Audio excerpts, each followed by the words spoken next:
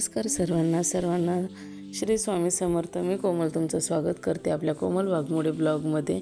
तर सर्वांना सर्वप्रथम गणेश चतुर्थीच्या आपल्या गणेश उत्सवाच्या हार्दिक शुभेच्छा। तर आज पाहू शकता, आज आमच्या घरात असा पसारा पडला होता। डेकोरेशनसाठी सगळ्या वस्तू होत्या नव्हत्या त्या सगळ्या काढलेल्या आणि सासऱ्यांनी प्लस मार्केटवरून भरपूर काही आणलेलं ते पाहू शकता तुम्ही आता इथे। स्वराज पहिल्यांदा छोटा गणपती होता तो वरती घेऊन आला, त्यानंतर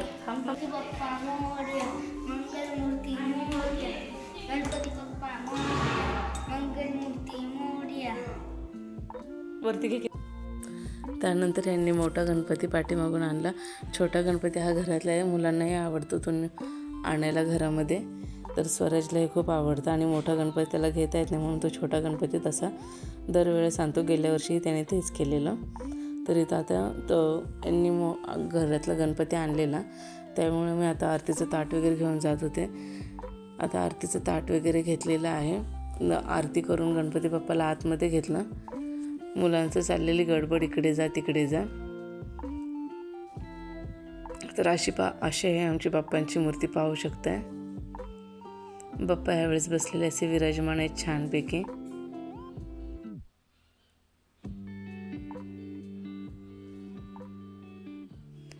बाप्पांना अशा प्रकारे आरती वगैरे करून पाय वगैरे धुवून आम्ही आतमध्ये घेतलं। मंगल मूर्ती मोरया, गणपती बाप्पा मोरया। त्यानंतर यांनी गणपती बाप्पांची मूर्ती विराजमान केली। त्याचबरोबर प्राणप्रतिष्ठाही करायची होती, तर आधी थोडंफार डेकोरेशन राहिलेलं ते आम्ही पटकन करून घेतलं। गणपती विराजमान झाल्यानंतर आणि त्यानंतर यांनी प्राणप्रतिष्ठा करण्यास सुरुवात केली।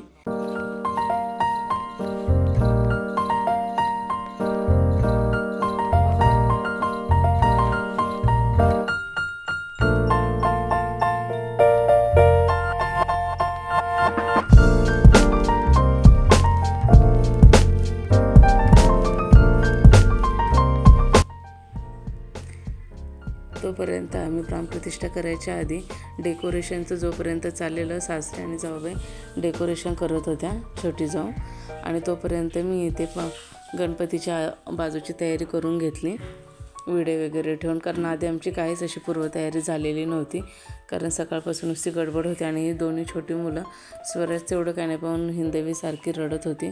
तिला म्हणजे वेगळी थोडंफार जरा नवीन ठिकाणी आल्यावर, नवीन नाही म्हणता येणार पण जागा चेंज झाली की ती प्रत्येक वेळेसच थोडंफार रडतेच, 1-2 दिवस चालूच असतं तिचं। त्यामुळे तिला कंट्रोल करता करता सगळ्यांचं नुसतं धावपळ चाललेली। इथे अशा प्रकारे त्यांनी प्राणप्रतिष्ठा करून घेतलेली।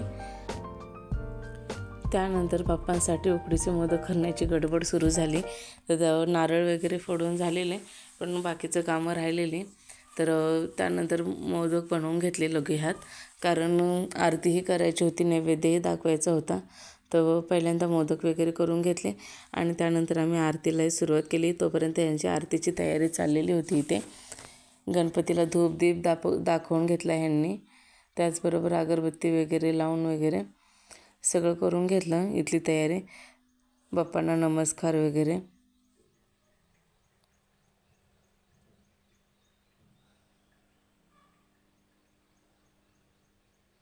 तर अशा प्रकारे आमच्या गणपतीची प्राणप्रतिष्ठा आणि पूजा वगैरे करून झालेली होती। तर पाहू शकतो गणपती बाप्पांची मूर्ती किती छान दिसते आणि आरतीला सुरुवात केली। सर्वांगी सुंदर ओटी शेंदुराची, कंठे जळके माळ मुक्ता फळांची। जय देव जय देव जय मंगल मूर्ती, हो श्री मंगल मूर्ती गणापूर्ती। जय देव जय देव।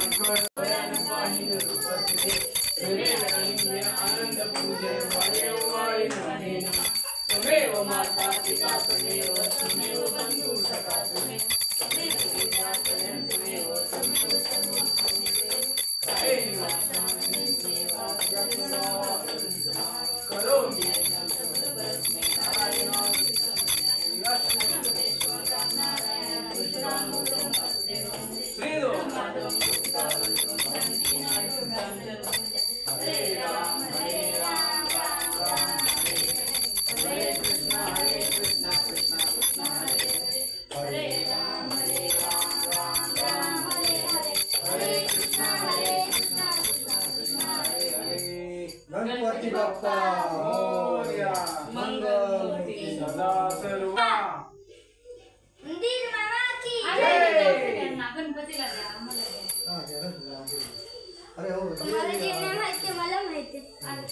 इथे गणपती बाप्पांना नैवेद्य दाखवण्यासाठी आणत होते मी बनवून ठेवलेलं. तोपर्यंत आरती वगैरे दिली सगळ्यांना. त्यानंतर गणपती बाप्पांना नैवेद्य दाखवला. तर अशा प्रकारे आमचे गणपती बाप्पांचे आवडते उकडीचे मोदक तयार झाले होते. आमच्या घरात ते सर्वांनाच आवडतात, यांनाही आणि स्वराजलाही. तर घरात बाप्पा यायचं म्हटलं की आधी आपण नुसतं डेकोरेशनसाठी गडबड पण असं कितीही ठरवलं असं करायचं तसं करायचं, शेवटच्या वेळेमध्ये जे पूर्ण व्हायचं तेच होतं. कारण प्रत्येकाची डोकी लागलेली असतात डेकोरेशनच्या पाठी. प्रत्येकाला वेगवेगळं काहीतरी मनात असतं. तरी तर आमचे त्याच प्रकारे झालं होतं. ह्यावेळेस मंडप टाकायचा नव्हता, पण प्रॉब्लेम असं झाला सासऱ्यांना मंडप आवडतो आणि मंडपही त्यांनी टाकून घेतला. आम्हाला वाटलं की ह्या फुलांचंच फक्त डेकोरेशन करायचं आहे, पण सासऱ्याने आधीच मंडप टाकून घेतला. पण मंडपाच्या भोवतीने जे डेकोरेशन केलं तेही खूप छान वाटत होतं. तर अशा प्रकारे आता हे मंडळाचाही गणपती आमच्या आलेला आहे. मंडळाच्या गणपतीलाही सासूबाईंनी ताट वगैरे करून मागितलं. मग आम्ही तिघींनीही गणपतीला ओवाळून वगैरे नैवेद्य दाखवलं. इथेही मोदकांचे नैवेद्य नेलेले आम्ही. तर तुम्हाला आमच्या व्हिडिओमध्ये दिसलंच असेल की आमच्या घरच्या गणपती बाप्पाचं डेकोरेशन कसं झालं होतं ते. तर अशा प्रकारे सर्व गडबडीमध्ये पण छान झालं आणि छान वाटत होतं डेकोरेशनही. तर तुम्हाला व्हिडिओ कसा वाटला हे नक्की कमेंट करून सांगा. गणपती उत्सवाचा आनंद हा लहानांपासून थोरापर्यंत सर्वांनाच असतो आणि गणपती आल्यानंतर एक वातावरणात चैतन्यमय वातावरण तयार होतं. एक पॉझिटिव्हिटी आल्यासारखं वाटतं आणि खूप छान वाटतं त्या दिवसांमध्ये. असं म्हणजे सगळं गजबजल्यासारखं वाटतं. सोनू पाया पडलास का? गाडीला पाया पडून घे. तर इथे आम्ही मंडळाच्या गणपतीची आरती वगैरे करून घेतली आणि त्यानंतर सर्वांनी पाया वगैरे पडून घेतला. तर आमच्या इथे मंडळाचा गणपती हा उशिराच येतो, कारण सगळ्यांची सकाळी गणपती आणण्याची गडबड चालू असते घरातले. तर तुम्हाला व्हिडिओ आवडला असेल तर लाईक करा आणि चॅनलला सबस्क्राईब करा.